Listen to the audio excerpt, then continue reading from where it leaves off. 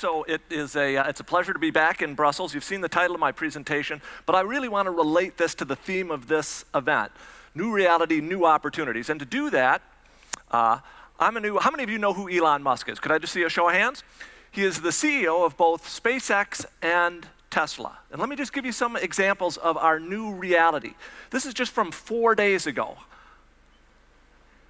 Waiting for there's the engine. Slow it down, lights are deployed.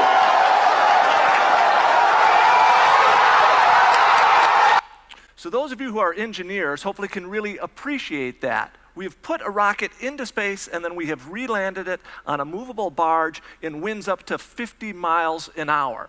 But Elon Musk said, this is the first step to the stars. And you're like, oh, that's a bunch of hyperbole. I don't think so, because here's what they already did.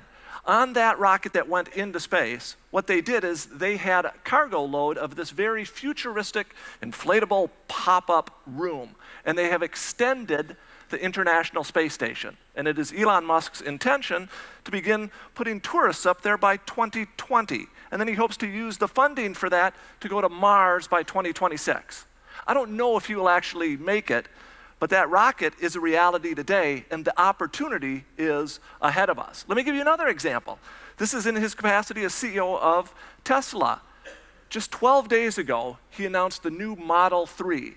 And in 12 days, he has already sold 325,000 of those high-powered electric vehicles. Could I just see a show of hands? Did anyone in the audience actually put in an order for one?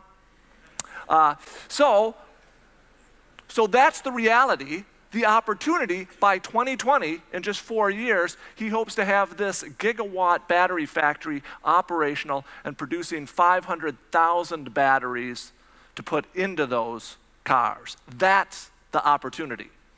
But here's how I want you to think about our reality and the opportunities. And a couple of years ago, I wrote a book all about this. It was called Jump the Curve. And I was writing the book, I came across a wonderful quote from Einstein.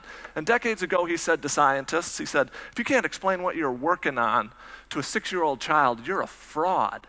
I thought, that's a great philosophy. It just so happens when the book came out, my son Sean was only 6 years old. And I wanted to see if he could understand this concept of jump the curve because it relates to his reality and how I want him to think about the future. So I said to him, you have two options. All babies have 20 teeth. You have 20 teeth. You have two choices. You can either get $1 per tooth.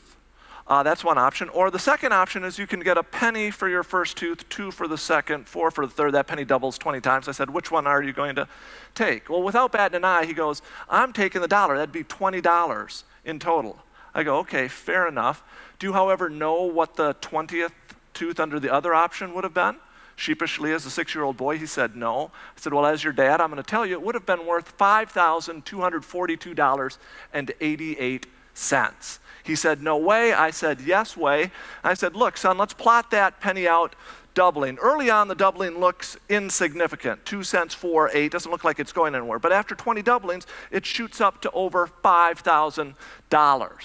So that's why a 6-year-old child needed to know how to jump the curve. The reason you need to know how to jump the curve is because today no fewer than 12 technological forces continue to double. It is computer processing power, it is data storage, it is bandwidth, it is the sequencing of genomes, it is advances in biotechnology, nanotechnology, robotics, 3D printing, sensor technology, the collection of data, renewable energy, collaborative consumption, and the sharing economy. All of these trends, they're not increasing linearly, they're increasing exponentially. And so, to just drive home the point, this chart actually goes up to 30. If my sons, we would have doubled that penny 30 times. The reality is at 20, we're just at 5,000. That's the reality. But the opportunity is $5 million. That is how we need to think about the future because we're living in exponential times.